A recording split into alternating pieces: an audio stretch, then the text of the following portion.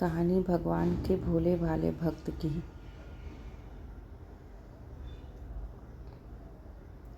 नमस्कार दोस्तों, welcome back to my YouTube channel. हमारे यूट्यूब चैनल पे आपका हार्दिक स्वागत है। और आप नई और भी स्टोरीज़ सुनना चाहते हैं तो हमारे चैनल को सब्सक्राइब जरूर करें। प्रभु जानते थे कि यह मेरा निर्मल भक्त है, छल कपट नहीं जानता। अब तो प्रकट होना ही पड़ेगा। भक्त धन्ना जी का जन्म मुंबई के पास धुआन गांव में एक जाट घराने में हुआ। आपके माता पिता कृषि और पशुपालन करके अपना जीवन यापन करते थे। वह बहुत निर्धन थे। जैसे ही धन्ना बड़ा हुआ उसे भी पशु चराने के काम में लगा दिया गया। वह प्रतिदिन पशु चराने जाया करता।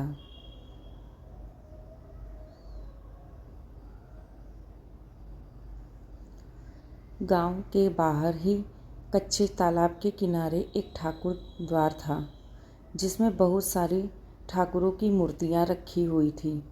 लोग प्रतिदिन वहां आकर माथा टेकते व भेंटा अर्पण करते।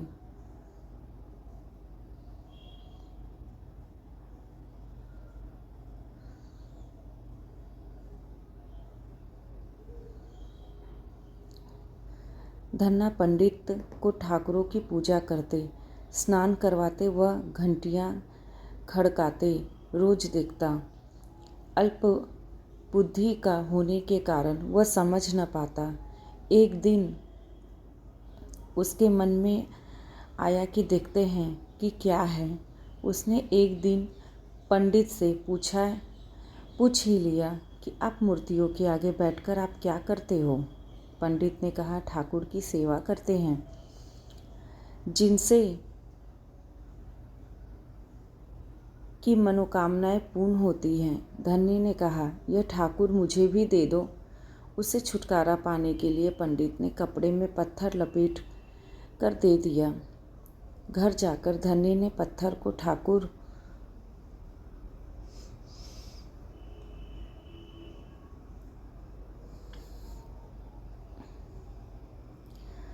समझकर स्नान कराया और भोग लगाने के लिए कहने लगा।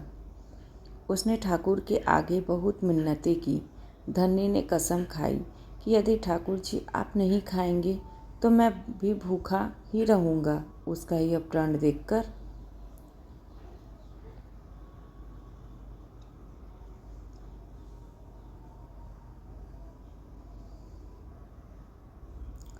प्रभु प्रकट हुए तथा रोटी खाई व लस्सी पी।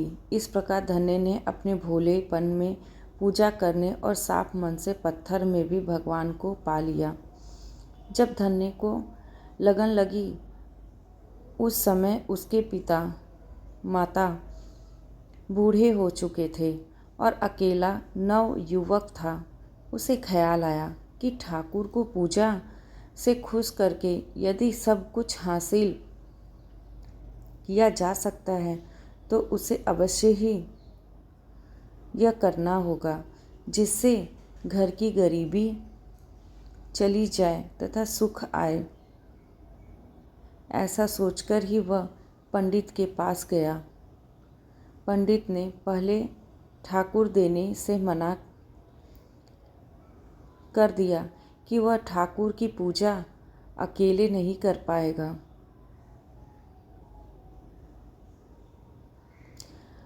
दूसरा, तुम अनपढ़ हो। तीसरा, ठाकुर जी मंदिर के बिना कहीं नहीं रहते और न ही प्रसन्न होते, इसीलिए तुम जिद मत करो और खेतों की संभाल करो।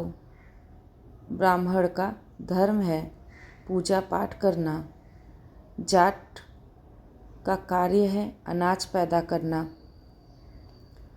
परंतु धन्ना टस से मस न हुआ।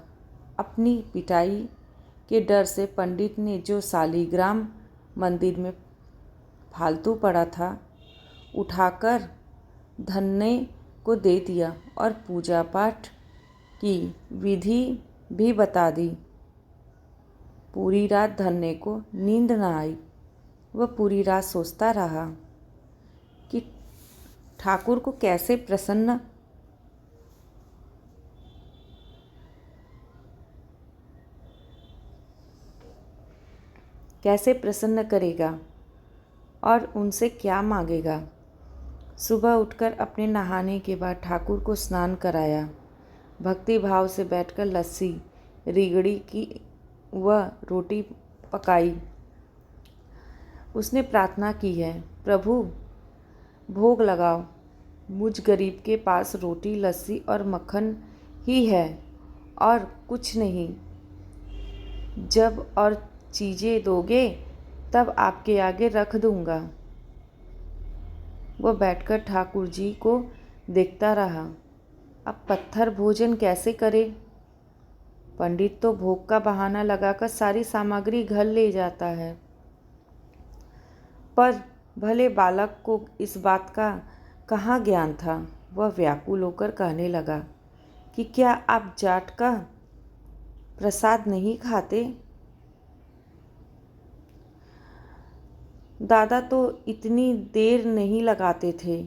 यदि आज आपने प्रसाद न खाया तो मैं मर जाऊंगा।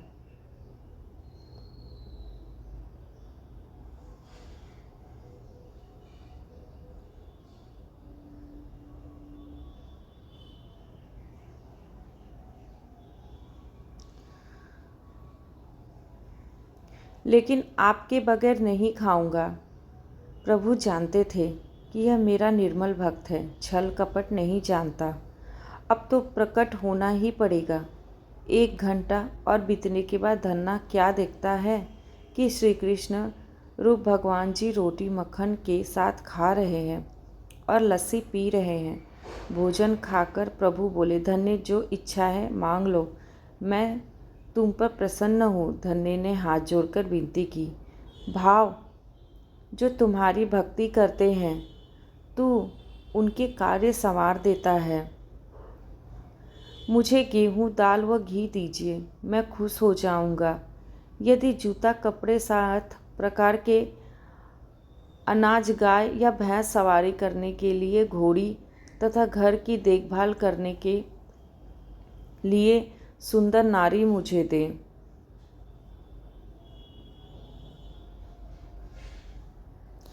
धन्य के यह वचन सुनकर प्रभु हंस पड़े और बोले, यह सब वस्तुएं तुम्हें मिल जाएगी।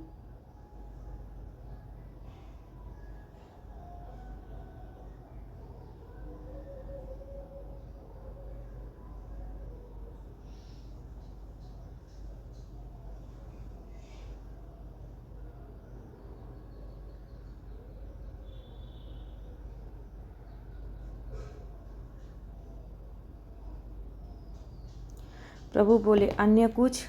प्रभु, मैं जब भी आपको याद करूं आप दर्शन दीजिए।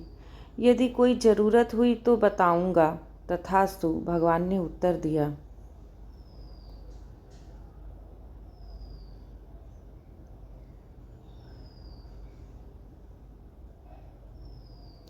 हे प्रभु, धन्ना आज से आपका आजीवन सेवक हुआ।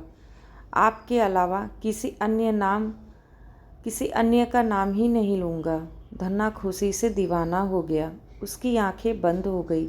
जब आंखें खुली तो प्रभु वहाँ नहीं थे। वह पत्थर का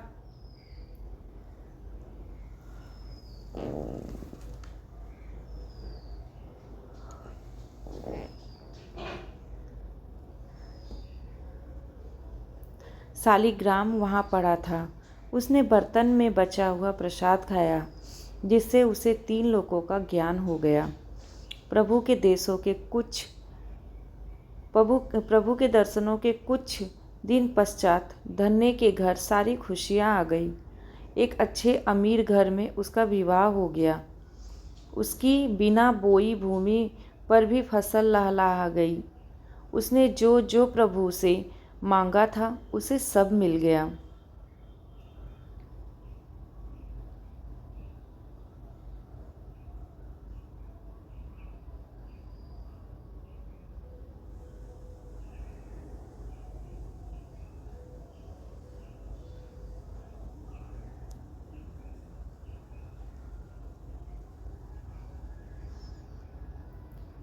किसी ने धन्य को कहा, चाहे प्रभु तुम पर प्रसन्न है, तुम्हें फिर भी गुरु धारण करना चाहिए।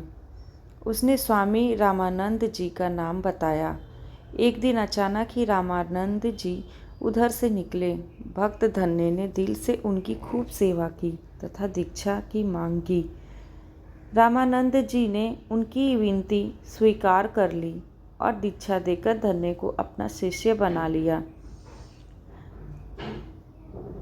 धन्ना भगवान के नाम का सुमिरन करने लगा। बोलो जय श्री कृष्ण।